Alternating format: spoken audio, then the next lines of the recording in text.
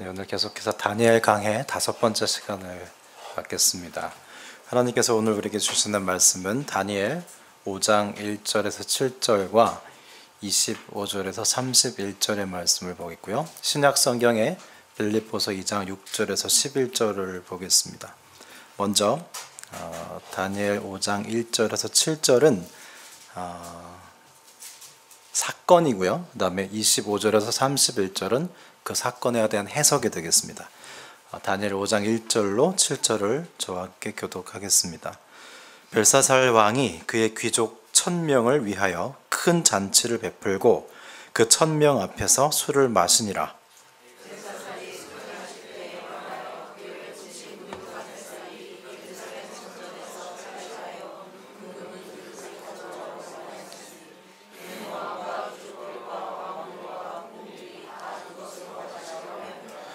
이에 예루살렘 하나님의 전 성소 중에서 탈취하여 온 금그릇을 가져오매 왕이 그 귀족들과 왕후들과 후궁들과 더불어 그것으로 마시더라.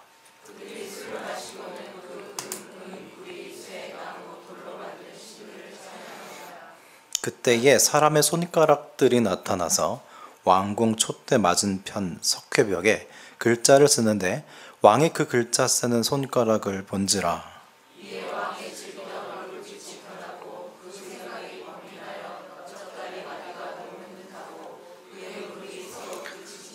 왕이 크게 소리질러 술객과 갈대아 술사와 점쟁이를 불러오게 하고 바빌론의 지혜자들에게 말하되 누구를 막론하고 이 글자를 읽고 그 해석을 내게 보이면 자주색 옷을 입히고 금사슬을 그의 목에 걸어주리니 그를 나라의 셋째 통치자로 삼으리라 하니라.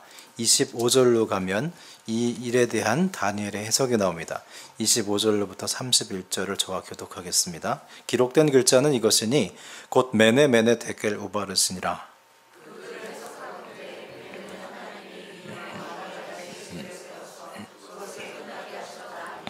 데겔은 왕을 저울에 달아보니 부족함이 보였다 하며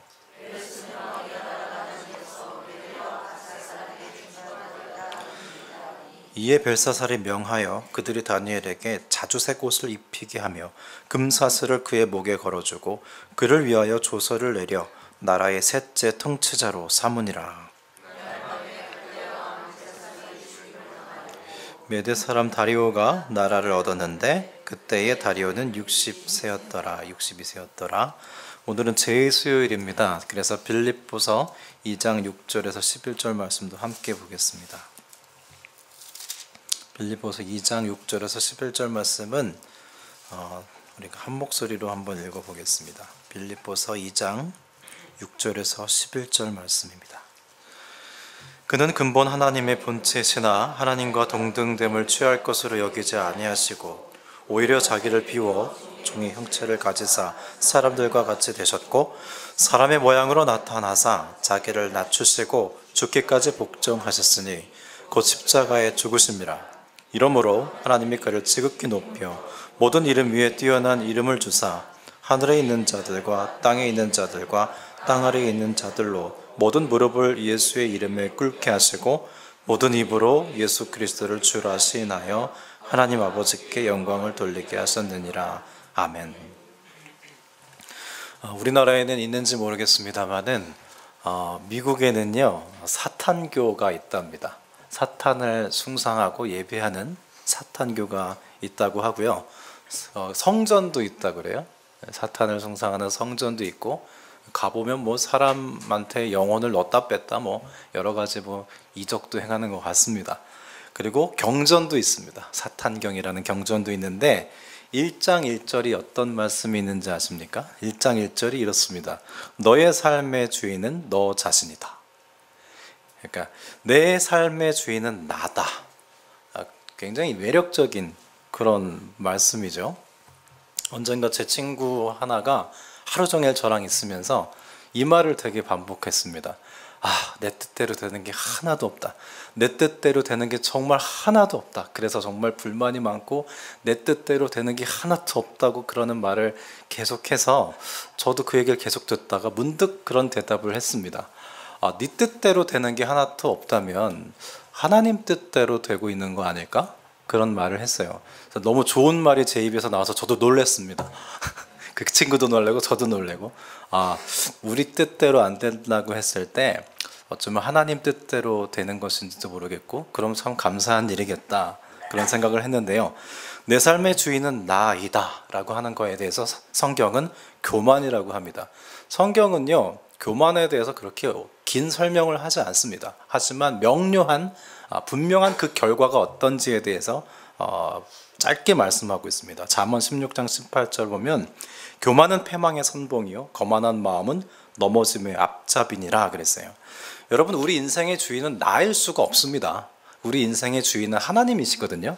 그런데 내가 내 인생의 주인이라고 했을 때 그 인생은 넘어질 수밖에 없습니다. 오늘 다니엘 5장 본문에는 내 삶의 주인은 나라고 하면서 멸망해가는 한 인물이 등장합니다. 그는 다름 아닌 느부갓네살 왕의 아들인 벨사살이라는 왕입니다.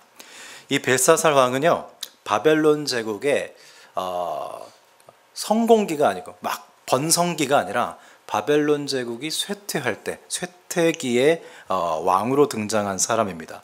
그의 이름의 뜻은 베리시여, 임금을 지키소서, 그래서 벨사살인데요. 그는 어느 날 자신의 제국의 위용을 자랑하기 위해서 1000명을 모읍니다. 1000명을 모아서 연회를 베풀고 큰 잔치를 하게 되는데, 술이 거나해져서 기분이 한껏 고조됐을 때 벨사살이 자기 위세를 과시하고 싶은 생각이 들었습니다. 그래서 어떻게 하냐면 자신의 선왕인 느부갓네살 왕이 예루살렘 성전에서 약탈해온 그릇을 가져오게 해요. 그 금그릇, 은그릇을 가져오게 해서 거기다가 술을 따라 마셨습니다. 요즘 평창 동계올림픽이 한창이죠. 시상식은 거의 다 메달로 하는 것 같습니다. 근데 시상식을 할 때 컵을 주는 대회들이 또 많이 있어요. 월드컵이나 아시안컵이나 심지어 피아노 콩쿨 대회에서도 컵을 상으로 줄 때가 있거든요. 여러분, 왜 컵을 주는지 아십니까? 이게 고대 문명의 잔재인데요. 고대 사회에서는 전쟁에서 이기잖아요.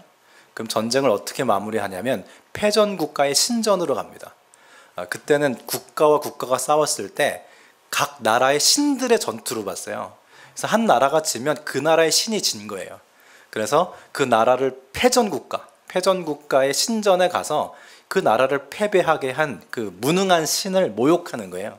그래서 그 신전 기구에 술을 따라 마시는 것으로 그 전쟁을 마무리했다고 합니다. 그래서 승리를 했다고 그랬을 때 상대방의 패전국가의 신전 기구들을, 컵들을 가지고 와서 거기다 술을 부어 마셨어요. 그 신을 그렇게 모독했거든요. 그래서 승리의 상징으로 우승 컵을 주는 거예요. 거기에 유래가 있습니다. 오늘 본문에서 벨사살은 술기운이 가득 차서 하나님의 전에서 가져온 그릇으로 후궁들과 술을 마셨습니다. 이것은 하나님을 패배한 신으로 보는 거예요. 그리고 하나님을 무시하는 행동이었습니다. 바로 그때 갑자기 커다란 손이 나타나서, 손들이 나타나서 벽에 글씨를 쓰기 시작했습니다. 여러분, 이건 꿈이 아닙니다. 지금껏 다니엘엔 많은 꿈과 환상이 등장했잖아요. 근데 지금 손가락이 나와서 벽에 글을 쓰는 건 환상이 아니에요. 실제 상황입니다. 여러분, 한번 생각해 보십시오. 우리가 지금 여기서 예배를 드리고 있는데 갑자기 손가락들이 나타나서 저 벽에다가 글씨를 쓴다고 생각해 보십시오. 한번 상상해 보십시오. 성경은 그렇게 읽는 거예요. 신학적 상상력을 발휘해서 읽어보십시오. 하나님께서 우리에게 뭐라고 글씨를 쓰실 것 같습니까? 내가 너희를 사랑한다 라고 쓰실 것 같습니다. 그러나 지금 벨사살 왕은 여호와 하나님을 깔보고 무시하는 마음으로 하나님 전에서 탈취해온 그릇으로 술을 마시고 있단 말입니다. 아마 여호와 하나님 별거 아니시니다, 이런 말도 했을 것 같습니다. 바로 그때 손가락들이 나타나서 메네 데겔 우바르신이라고 썼습니다. 그 뜻이 무엇인지 몰랐음에도 불구하고 벨사살 왕의 반응은 얼굴이 창백해졌고 공포에 사로잡혔고 두 무릎이 서로 부딪힐 정도로 떨었습니다. 만일 우리가 하나님께서 보시기에 기뻐하시지 않는 일을 하면서 에이, 하나님이 어딨나 하고 하나님을 무시하면서 술을 진탕 마시고 향락에 젖어가는데 갑자기 손가락들이 나타나서 글씨를 쓴다면 우리 기분이 어떨까요? 내가 뭔가 잘못하고 있고 그에 따른 심상치 않은 경고가 내게 보이고 있구나 직감할 수는 있거든요. 벨사살이 지금 그런 상태입니다. 그래서 그는 바벨론의 술사와 점쟁이들을 크게 소리쳐 불렀어요. 두려웠거든요. 그리고 해석을 하도록 합니다. 해석을 했을까요? 못했을까요? 요한복음 10장 27절에 보면 내 양은 내 음성을 들으며 나는 그들을 알며 그들은 나를 따르느니라 는 말씀이 있습니다. 여러분, 하나님의 음성은요, 하나님의 양들이 알아들을 수 있어요. 하나님의 음성은 듣기 쉽기도 하고 어렵기도 한데 들으면 들을수록 압니다. 왠지 아세요? 하나님의 음성이라는 건 하나님의 존재에 대한 이해의 기초에 있거든요. 그래서 우리가 하나님을 알면 알수록 하나님이 대략 어떤 일에 대해서 무슨 말씀을 하실지 짐작할 수 있어요. 그리고 하나님을 아는 지식이 풍요로울수록 하나님께서 어떤 말씀은 하시지 않을 거라는 것을 우리는 어느 정도 알고 있습니다. 따라서 하나님을 전혀 모르고 하나님과 관계도 맺지 않은 이방 술사들이 하나님의 음성을 들을 수 없습니다. 해석할 리가 없죠. 그래서 누가 해석하냐면 하나님의 자녀인 다니엘이 해석을 합니다. 다니엘은 기록된 글자가 메네메네와 메네메네 데겔과 바르신 이렇게 말하면서 뜻을 풀어줍니다. 26절에서 27절을 요약하면 메네는 하나님이 이미 벨사살 왕의 시대를 계산하셔서 그것이 끝나게 하셨다는 뜻이고요. 데겔은 임금님이 저울에 달리셨는데 무게가 부족함이 드러났다는 것이고, 바르시는 벨사살 왕의 왕국이 둘로 나뉘어서 메대와 베르시아 사람에게 넘어간다는 뜻입니다. 성경은 바로 그날 밤에 벨사살이 살해됐고 메대 사람 다리우스가 그 나라를 차지했다고 말씀합니다. 자, 흥겨운 잔치와 벽에 쓰인 글씨와 심판 예고와 심판 실현까지 대단히 짧은 시간 만에 신속하게 진행되는 것을 볼 수 있습니다. 다니엘 안에서 이렇게 빨리 재앙이 진행되는 건 여기가 처음인데요. 그렇다면 벨사살 왕은 왜 이렇게 갑자기 파멸에 이르게 된 것일까요? 여러분, 성경은요, 부분적으로도 보지만 전체적으로도 봐야 돼요. 이 다니엘 5장은요 5장 독립된 메시지가 아닙니다. 다니엘 4장과 5장을 비교해서 우리한테 웅변해주고 있어요. 다니엘서 4장은 느부갓네살 왕의 이야기입니다. 그리고 다니엘 5장은 벨사살 왕의 이야기예요. 아버지와 아들의 이야기예요. 근데 아버지와 아들이 공통점이 있고 차이점이 있었습니다. 이 아버지와 왕과 아들 왕의 공통점과 차이점을 우리에게 보여주면서 과연 당신은 누가 내 인생의 주인이라고 생각하는 거냐, 그걸 우리한테 묻고 있어요. 그렇다면 느부갓네살 왕과 벨사살 왕의 공통점은 무엇이었을까요? 둘 다 교만했습니다. 느부갓네살 왕은 꿈에 거대한 나무가 나왔죠. 그리고 많은 생물들이 그 나무 안에서 살았는데 하늘에서 한 순찰자가 내려와서 나무를 쳐버렸습니다. 그리고 이것은 하나의 경고였습니다. 그런데 이 경고를 다니엘이 해석해 줬음에도 불구하고 느부갓네살 왕이 여전히 교만하게 이렇게 답하죠.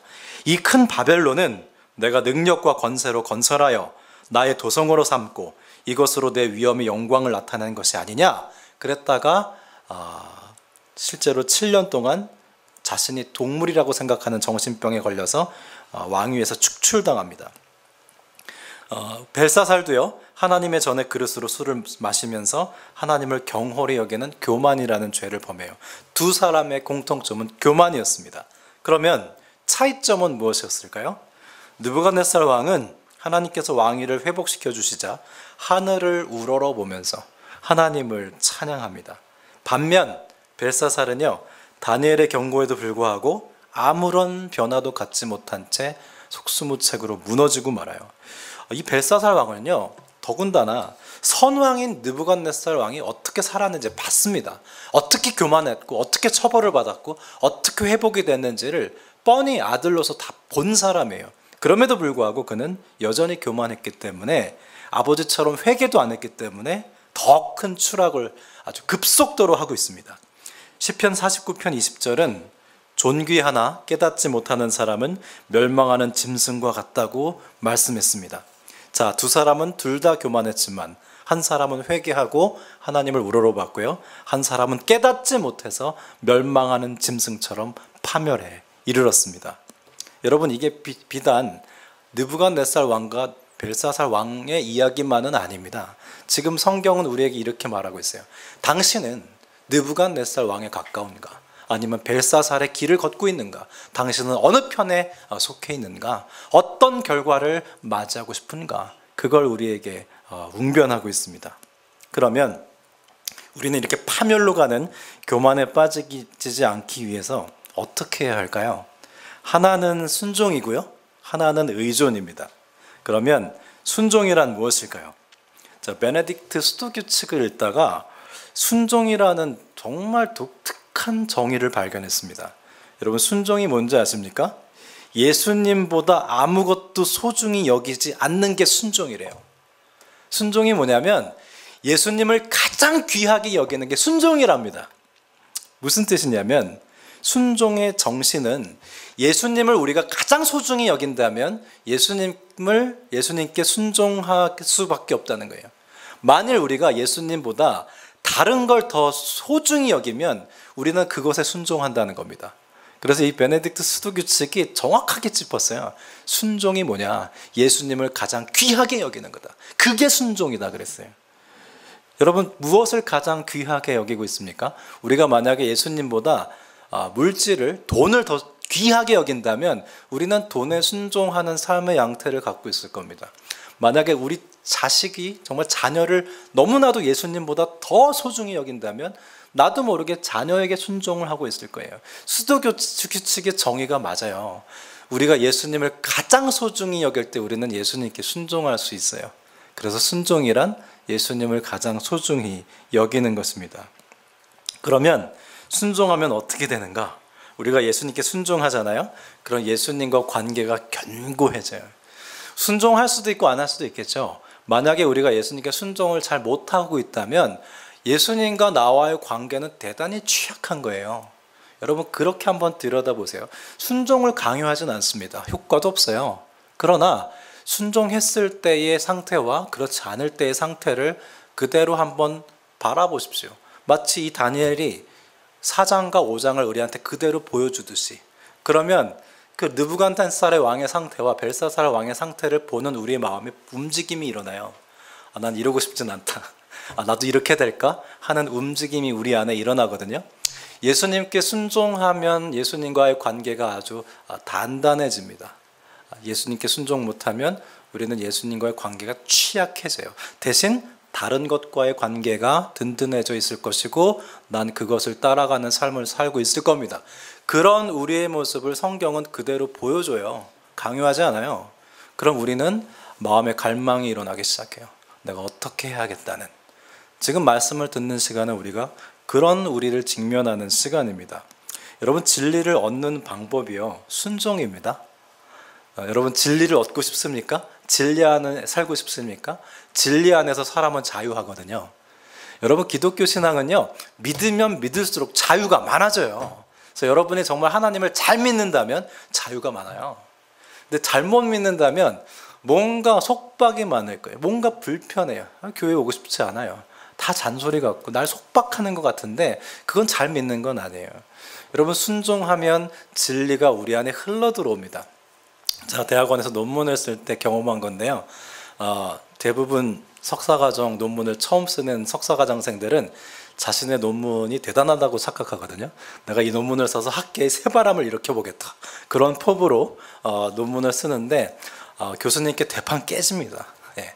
이건 말이 안 되니까 다 빼라. 이런 교수님의 모멸감 찬 그런 얘기를 들으면서 지도 교수님과 한번 충돌을 하게 돼 있어요. 예. 그때 이제 기로에 놓입니다. 교수님의 말에 순종할 것인가 순종하지 않을 것인가.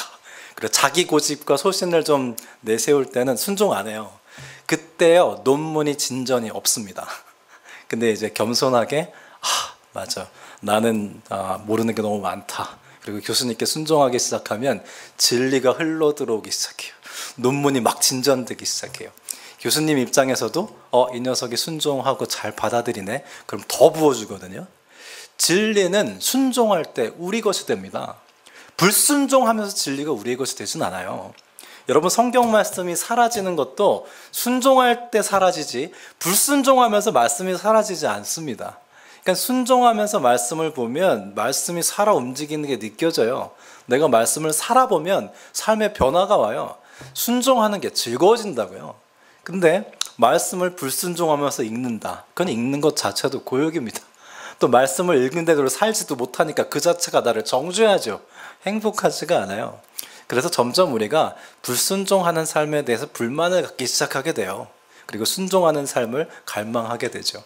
그렇게 우리가 점점 움직이게 됩니다. 다니엘 5장 본문에서 신속하게 추락하는 벨사살 왕의 모습에는 하나님과의 관계도 취약해요. 왜요? 교만하니까요. 교만하면 순종할 수도 없어요. 의존할 수도 없어요. 교만 자체가 하나님과의 관계를 딱 들어막아요. 그래서 그는 신속하게 추락할 수밖에 없었습니다. 다니엘의 역할은 이 이방 왕들과 하나님과의 관계를 터주는 역할이었어요. 교만을 내려놔서 하나님께 순종하고 하나님께 의존하는 그런 길을 인도하는 사람이 다니엘이었습니다. 느부갓네살은 그걸 경험했어요. 벨사살은 처음부터 맡겼습니다. 그래서 빠른 속도로 아주 쇠망하게 돼요.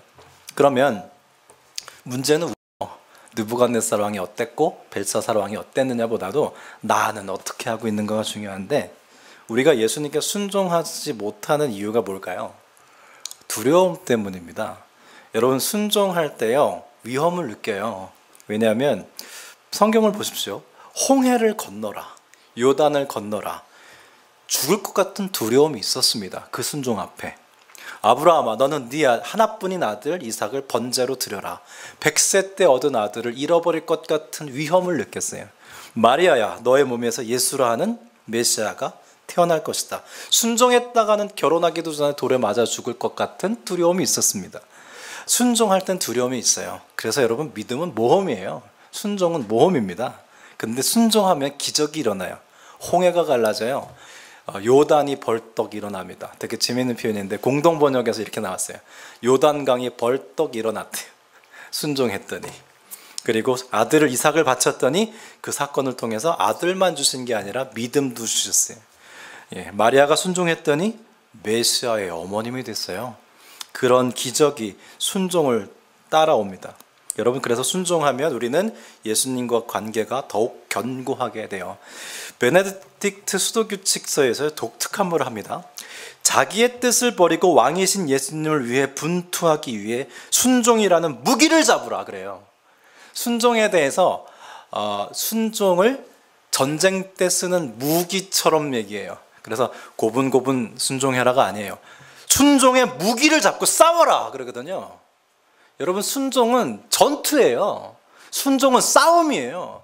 전쟁터예요, 우리의 삶은. 그래서 그 전쟁터에서 이기는 방법은 순종이라는 무기를 드는 거예요. 여러분, 순종의 무기를 집어드십시오. 승리하시게 될 겁니다. 순종하기 위해서 우리는 어떻게 할 것인가? 첫째는 말씀을 들어야 돼요. 여러분, 이 자리에 와서 우리가 말씀을 왜 듣습니까? 내 신념을 주장할 근거를 찾고 있습니까? 지금 교회를 돌아다니는 분들 중에 그런 분이 많아요. 내 고집을 지지해 줄 메시지를 찾아다녀요. 그런 건 말씀을 듣는 자세가 아닙니다. 우리는 말씀을 왜 듣냐? 순종하기 위해서 듣는 거예요. 그냥 듣는 게 아닙니다. 순종하기 위해서 듣는 게 말씀이에요. 또한 두 번째, 들은 말씀대로 우리가 살도록 수고와 노고를 해야 됩니다. 들은 말씀대로 사는 데는 수고가 들어요. 야고보서 2장 19절입니다. 네가 하나님은 한 분이신 줄 믿느냐? 잘 아는도다. 귀신들도 믿고 떠느니라 그랬어요. 여러분, 사탄의 종들인 귀신들도요, 하나님의 말씀 앞에 믿고 떨어요. 행함은 없어요. 우리도 하나님의 말씀 앞에 믿고 떱니까? 우린 떨지도 않는 것 같아요. 근데 행함도 없어요. 순종도 없어요. 우리는 사탄경 1장 1절에 내 인생의 주인은 나이다를 따르는 사람들이 아닙니다. 내 인생의 주인은 하나님이시다를 따르는 사람들이라면 우리는 순종을 간과할 수 없습니다. 그래서 베네딕트 수도교칙이 순종의 결과를 이렇게 통찰합니다. 우리가 순종하면 첫째, 남을 이롭게 한대요. 하나님과의 관계가 탄탄해질 뿐만 아니라 남을 이롭게 하고 이기적이지 않게 되고요. 아무것도 예수님보다 더 낮게 여기지 않게 되고 영원한 생명으로 인도함을 받는 거예요. 여러분, 순종은요, 지금 현재를 사는데 형통함을 가져올 뿐만 아니라 우리의 삶을 영원과 연결시켜 주는 거예요. 내가 말씀에 순종하는 순간 내 인생은 영원한 가치와 그 영원함과 연결이 되는 겁니다. 그렇다면 또 하나 의존이 있어요. 순종과 의존은 같이 가는 거거든요. 자, 의존은 무엇일까요? 한 아이가 아빠하고 놀이터에서 놀고 있었습니다. 근데 이 아이가 제일 좋아하는 놀이기구는 뺑뺑이였어요. 뺑글뺑글 돌아가는 거. 근데 이제 한 이틀 전에 비가 왔는지 좀 녹이 슬었어요. 잘 안 돌았어요. 이 꼬마 아이가 이 뺑뺑이를 힘들게 돌리는데 잘 안 돌아요. 그러다가 지쳐가지고 잘 안 도니까 홧김에 좀 울음이 나왔습니다. 옆에서 아빠는 그걸 보고 있었어요. 그리고 도와주고 싶었어요, 아빠는. 근데 이 아이가 집에 가재요. 그러자 이 아빠가 한마디 합니다. 아들아, 왜 아빠한테 도와달라고 하지 않아? 네가 다 한 게 아니야. 왜 나한테 도움을 요청하지 않니? 그렇게 물어봤어요. 여러분, 왜 하나님께 도와달라고 하시지 않습니까? 왜 하나님께 도움을 요청하시지 않습니까?